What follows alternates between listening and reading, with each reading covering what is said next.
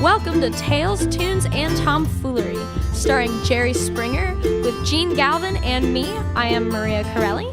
We are recorded live in front of a brilliant studio audience here in Folk School Coffee Parlor of Ludlow, Kentucky.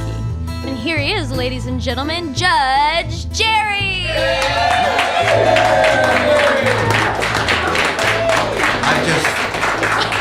This is my impersonation of Roger Stone. Unless you're watching on Facebook Live, that's Jerry doing Roger Stone doing Richard Nixon. Exactly. Yeah. Hey, by the way, last week, we talked about the clear possibility of you officiating at weddings, Judge Jerry, since you are Judge Jerry. And we have been inundated with requests. Unbelievable. I'm not even going to read any of them. There are just too many. They're not off colors, too many. But then I got an idea. See, if it's a good idea, I take credit for it. It actually came from Lynn Gray, an old friend of mine. But that you could officiate over people renewing their vows. Now, that's a lot of people. We could probably do that right here in this audience, people who want to renew their vows, including with people that they don't know. Yeah. Maybe someone in the audience, they think they'd like to renew vows with. All right, everyone, $20 a pop. Yeah, that's right, Maria. Now you're thinking. And Catfish, also known as Matt Williams, and Catfish owns Folk School Coffee Parlor in Ludlow, Kentucky. He was a public official here in Ludlow. He was a city council member in Ludlow, and he didn't get thrown out. He didn't lose. He just decided after one term not to run again. He wants to use his energies in positive other ways, so that's fine. But he was on a flight from Florida with his lovely wife, Mary. Yes. And you were on the flight. How embarrassing being on the same flight. But of course, you were in first class, and us normal people always have to walk. You didn't have something, Maria, you have to walk by all those pricks that are up in the front, you know. First class people. It wasn't even, we weren't even on the plane yet. Thankfully, they have two lines. One for those of us who are in first class, and then another one for the little people. So, so he's there with Mary. You know, I'm just, you know, I guess I was standing there actually taking pictures with some people, and then he comes up, and I figure, oh, he's the next one for a picture. And oh man, it's Catfish. Well, I didn't want him talking to him because I didn't want people to think I knew him. Yeah, of course. So I just put my arm around him and like I was posing for a picture, and I said, okay. Unbelievable. When you get on the plane, just keep walking, pretend you don't. Catfish and Mary says they walked by as you were on the plane. But that is the truth. We always walk by you people in first class, and you're always getting, what are they giving you? Like champagne and towels and all this bullshit? You know, one day you'll earn a place up there and you'll find out. You don't even know our secret handshake. No, one time I got put on first class because they had overbooked the cabin, and and that's only happened once. But another time, I was going up to Alaska backpacking with some friends, and one of the guys with us was a guy's name's Richard Beard. He is from Wales, and he had a green card, and he was over here working, and I met him through the Sierra Club. So we're going to Alaska, and he's a young guy, and he's good-looking young guy, and the flight attendants said they had an open seat up in first class. They put him up there. Oh, I used to get that a lot. Yeah. So we went up there and said, he's not even a citizen. What the hell are you doing? Put one of us up there. Yeah. Well, work on your looks. Never works. Hey, by the way, I got this email. Like I've said this before, this is called... You haven't gotten an email. I got it right there. Generation. And it's what we call, Maria, rip and read. You know, I pull it right off the machine and bring it in here. This is a rip and read. And this is from Charlotte Fanning from Laramie, Wyoming. Pretty cool. Listener from Laramie. She writes, Dear Jerry Springer Podcast, I love Jerry. I worship Jerry. I revere Jerry. Well, you didn't write this one. No. For his TV show, which gives voice to the common man and woman, for his clear political commentaries, for his obvious gentility.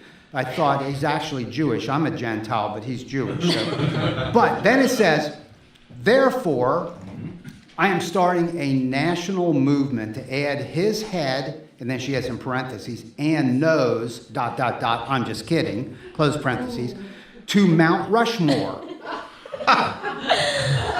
There's not enough stone.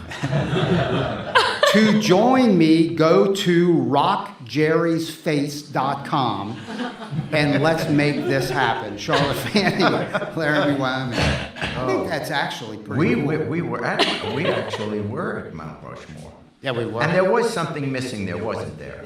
There are 4 heads up there. We were out there with a group of people riding motorcycles. It was fun. It was a great time, and it is a great place. Jefferson, Lincoln, and Teddy Roosevelt. Yeah. And Springer. And now it should be Springer. It makes sense, Wait. You guys were riding motorcycles? Oh, man. In fact, mine had 3 wheels. I'm not one of these 2 wheels. Come on. I moved up to a 3-wheeler. A whole other wheel. Yeah, we went several years ago. Oh, actually went Jene twice. Yeah. Went a couple times out there. That's right. To Sturgis for that big motorcycle rally that happens once every summer. We had a great It's time. actually It was a lot of very fun. good time. And Rushmore is an amazing place. It's very intimate, actually, isn't it? I mean, you think it's this big, massive place. It's not. It feels like almost like a little theater. It's very cool. So I'm for this. I'm going to go. I actually went to this site, and it must be under construction because I couldn't find anything. But again, a little bit like that Ask the Lifeguard. So, no, there is that site. I know. I put it up. Anyway, no, this is we'll have to do this one. rockjerrysface.com. Yeah. Get it? It's kind of a play on words. It's just unbelievable. It'll catch up. It'll go viral in no time. Actually, in no time will it go viral. No time. Got an idea. Oh, no. And I want to ask you about, by the way, the shutdown on a more serious note. Also, I want to mention, stick around because Sarah Dupree, who is from New Orleans, and she is here. She's a singer-songwriter from New Orleans, and she is our musical guest tonight. That's going to be really cool, Sarah Dupree. But Judge Jerry show, we keep talking about this. It deserves it. It's a new TV show coming on in the fall. And it starts, it's going to come on in the fall. And so they're, as we say in the business, in production. It's in production as we speak. But suddenly you're I'm in that business. But I was wondering if we could have on this show, on the podcast, I'm always looking for ways to kind of partner up with them. Because I'm thinking there might be something in that for Maria and me. So I was wondering, maybe we could do an official swearing in of you as judge sometime here on the podcast. And then I was wondering if that happens, could I be the bailiff on the podcast for Judge Jerry? Because I think it's pretty remote. I mean, Maria has a decent chance of being the bailiff on the TV show. I thought I already put my request in. I thought you did. My application. Yeah, Gene, I wouldn't bother. No, I'm not. But I thought the Barney Fife thing, the oversized. Yeah, I could see you in the uniform. I might do the Fidel thing, kind of a field look, a Fidel Castro, or I might do more of a Saddam with just a lot of fake ribbons and medals everywhere, big old hat. Maybe we have 2 bailiffs. Yeah, maybe we have 2 It'll be bailiffs. like Jerry and the bailiffs. Yeah. Jerry and the It's a new bailiff. band. Or it could be a tag team. It could be a tag team, like boom, and then you're in there, and then tagging them in. Write a song, Jerry and the Bailiffs. Okay. Actually, it could be. Hey, speaking of that, Maria, we were just talking. There's this organization in Cincinnati called the Queen City Balladeers. Oh, yeah. And by the way, longest living folk organization in the country. Wow. Nonstop. Has lived forever. Now, we have nobody who has yet officially asked us, but we have some conversations going on.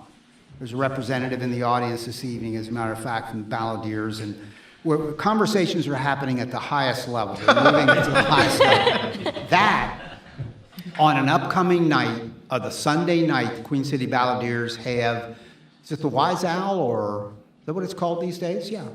Leo Coffee House, pardon me. Used to be called the Wise Owl in the I was very going to say, beginning. where'd you get the Wise And then it Owl? switched over to Leo, so it's called Leo Coffee House. And they do, it's a show and it's a listening room. It's very cool. So we're talking about having a group at the center of which is Jerry Springer. He was in a folk group back in the 60s, I guess, 70s. I was in a folk group back in the same time period. We both pretty much sucked, so we both went nowhere. That did not become our lives. But if you, Maria, if Casey Campbell, our music coordinator, he is legit. You are legit. You are good. Yeah. You could prop us up and we could do 5 songs and do a half-hour set. Why would they want to do it? No, don't try to talk them out of it. No, Make it sound like it's really cool. Oh, this is going to be unbelievable. I can honestly say it'll be unbelievable. Maria, I think that'd be fun. here's the set. Yeah. You do one of your original songs. Okay. Casey does one of his original songs. Then as a quartet, with you playing guitar, him playing guitar, I'll play, I got a strumming dulcimer. I'll bring that in. That's to add something to it. Oh. Then we do, Bloodshot Eyes.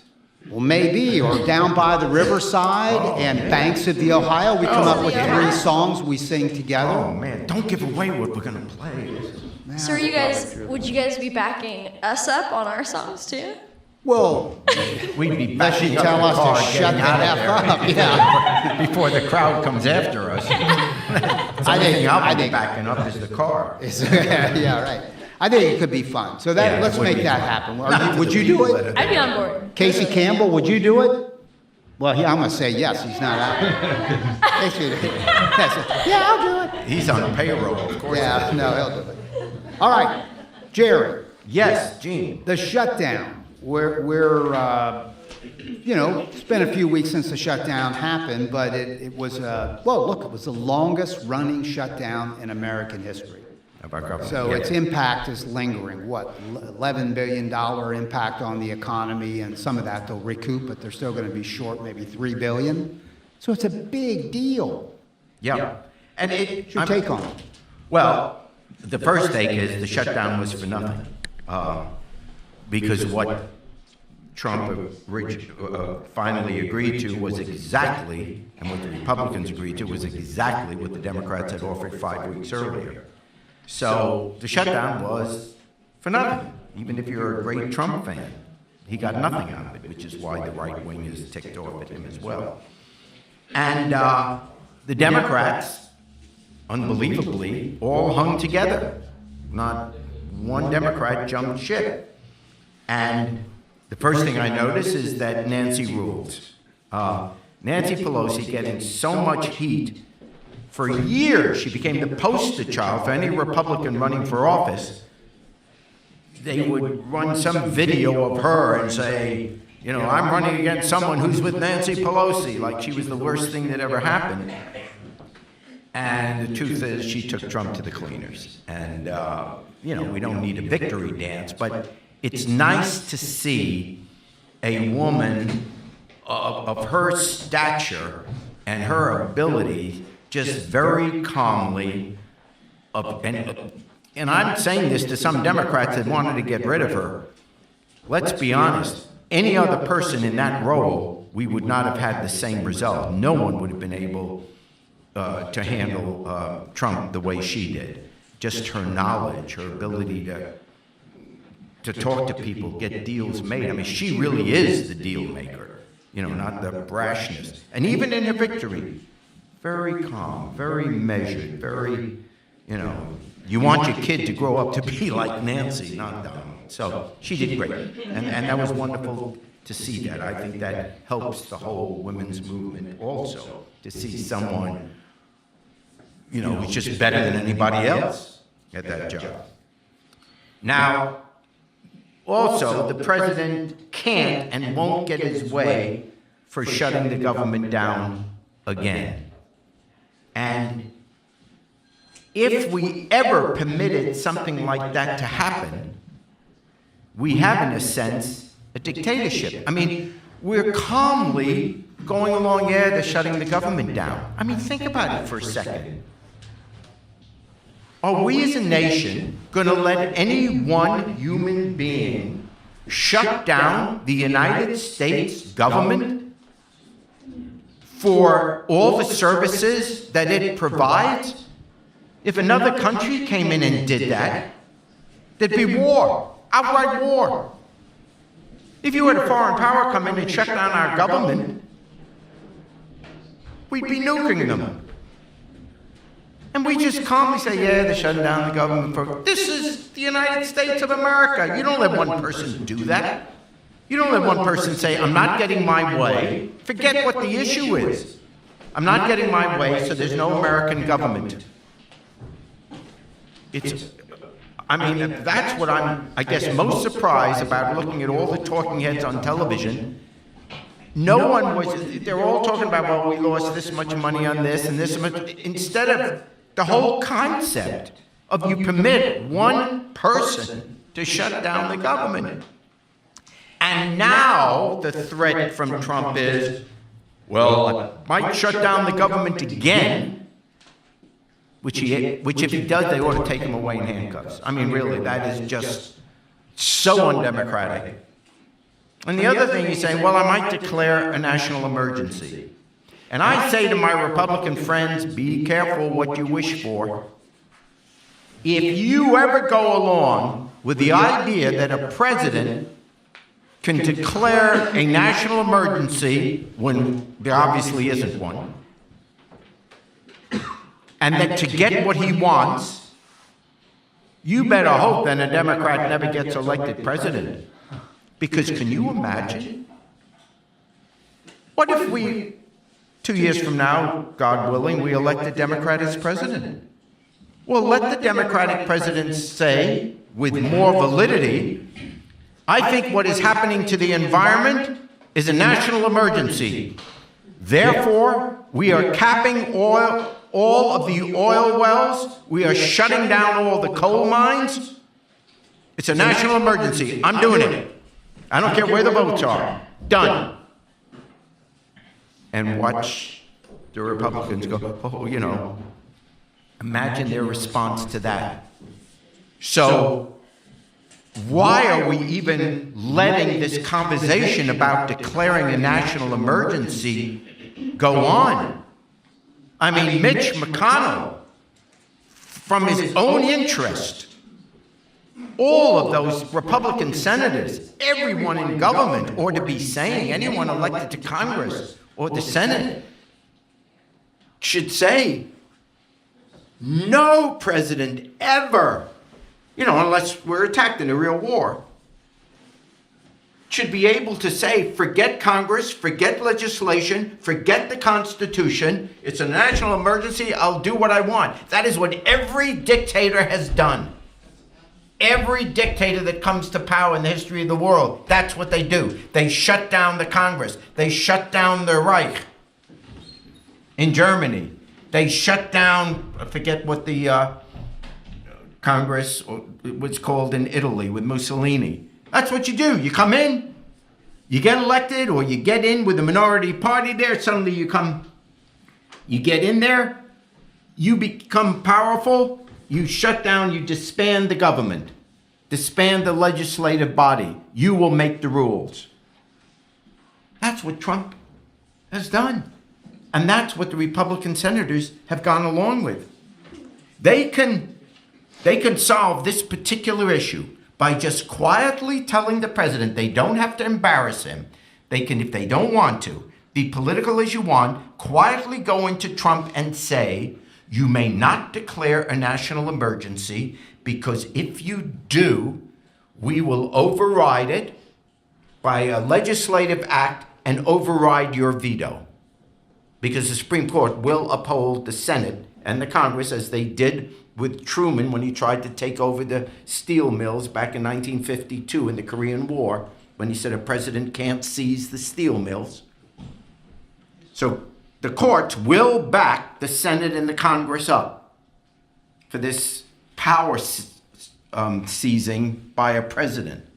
So they should just tell Trump ahead of time, don't be talking about declaring a national emergency. Because if you do, we're dead. First of all, we're not going to let you do it. But the Republicans should know, if they do it, there's an election 2 years from now. And the day the Democrat gets elected president, seize the oil wells. You're hurting the environment. I mean, whatever it is, pick your issue. Think of what a president can do if a president is a dictator. It's not a small issue. It's not, and that's what I'm shocked that the media coverage has not been on that. The whole idea that one person can shut down the American government. Whatever the issue is. Forget the argument about the wall. I mean, obviously it has nothing to do with national security. First of all, if you were concerned about national security, why would you shut the government down? Why would you shut down Homeland Security? Why would you shut down air traffic control? Why would you shut down the Coast Guard? Would you shut down the guards along the border? The FBI, the CIA. I mean, crazy. I mean, that's exactly what you don't do if you're worried about national security. So it's just a stupid thing, the wall, but we all know that. But that's not the big issue.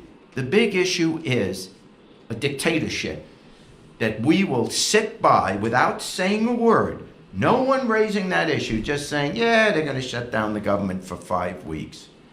Oh my gosh. What did we have the Cold War for? What did we have World War II for? If we're just going to sit back and say, yeah, take us over. Let us know when you're done. Freedom, doesn't mean anything. It means something, and we ought to stand up for it.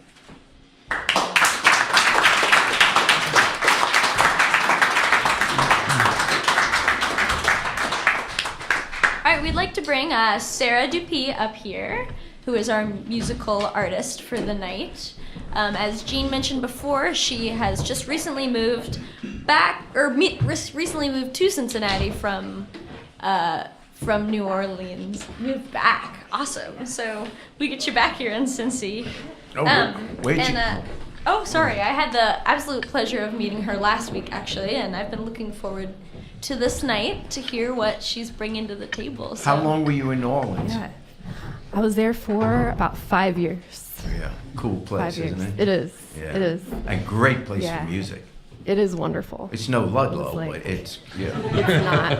It's not. No, but Nothing it's a great place. Nothing can match up. It is a really good place. Yeah. The song I was gonna play, I guess, is when I first started writing down there. It was actually around the time of Jazz Fest. I don't know if anyone's been to Jazz Fest, but it's like there's a season for everything, and there's a season to embrace Mardi Gras and Jazz Fest, and there's a season to just like run in the opposite direction, because I was working at a really busy restaurant at the time and just needed to get away from crowds of people. So during Jazz Fest, I went out to this little town in southwest Louisiana called Brobridge, and there's a swamp out there called it's like a nature preserve called Cypress Island, and just went kayaking one morning out there, and kind of, I don't know, the song kind of came about shortly thereafter, but it's called Cypress Island, and I thought we could play that one for y'all tonight. Yeah. So, yeah.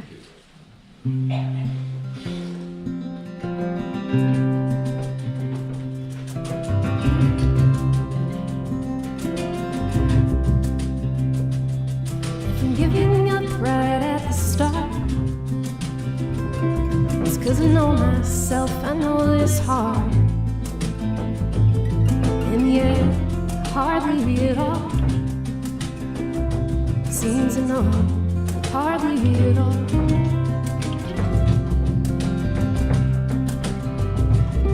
For the land lies low where waters rise, she kneels before the test of time. Louisiana parish lines, cross them just to clear my mind. When the light turns low and the night draws near, is it not love that drives out fear?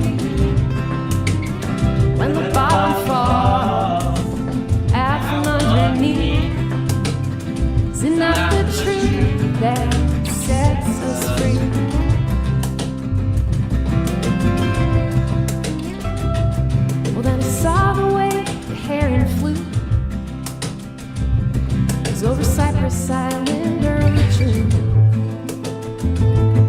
In the world of things that I might do. If you didn't fear, I had so much to lose. When the light burns low and the night draws near, is it not love that drives out fear?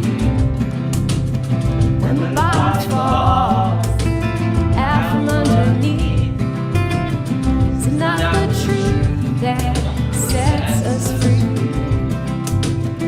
Yeah, I've been losing what I know, where the rubber meets the road.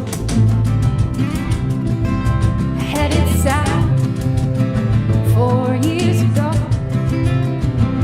I wasn't sure which way to go.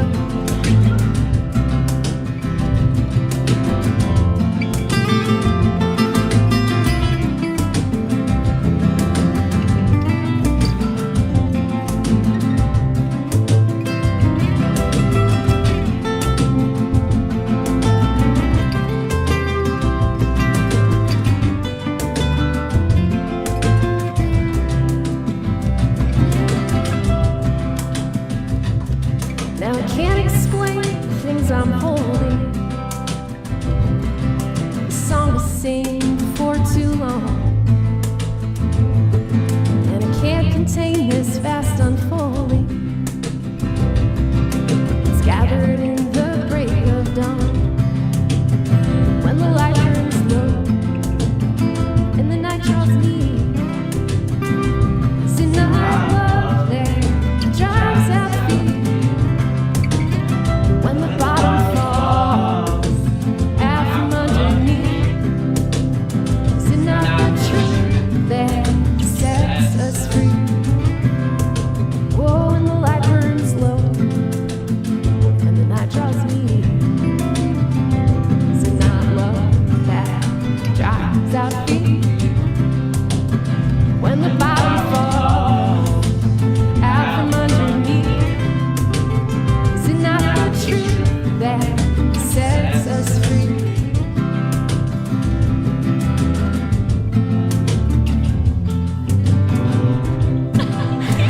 That is unbelievable. Oh my word.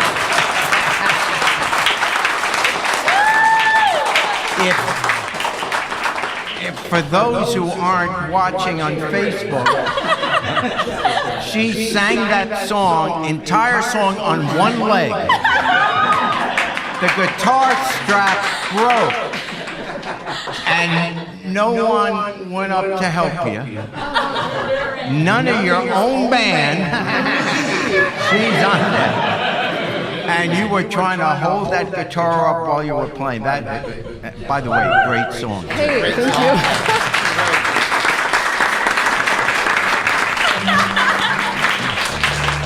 Wow. I'm gonna be sore tomorrow, I think. That was It didn't occur to me to just reattach the guitar strap. Because towards the end, your leg was quivering. Yeah. I was feeling it, yeah. Sarah, apart from being able to see your acrobatics on our Facebook page, is there anywhere that we can hear that song or hear the rest of your music? Maybe a website or... Yeah, I have a website that is in process of being built. So if you go to it in like 2 weeks, it'll be up. Do you have your Yeah, domain what is name? it? Because this will air. There's always a little bit of a lag. So what do you know what that's Yeah. going to be yet? The website address. Web address. It's Sarah. It's Sarah. My last name is Dupree. DUPEE.com. SarahDupree.com. Thank you. Yeah. Perfect. I'll have an EP coming out called Cypress Island.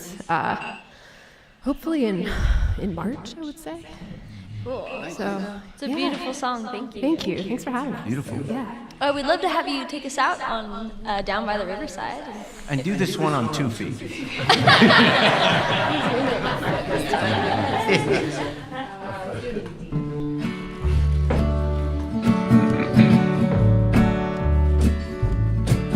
Gonna lay down my heavy load down by the riverside.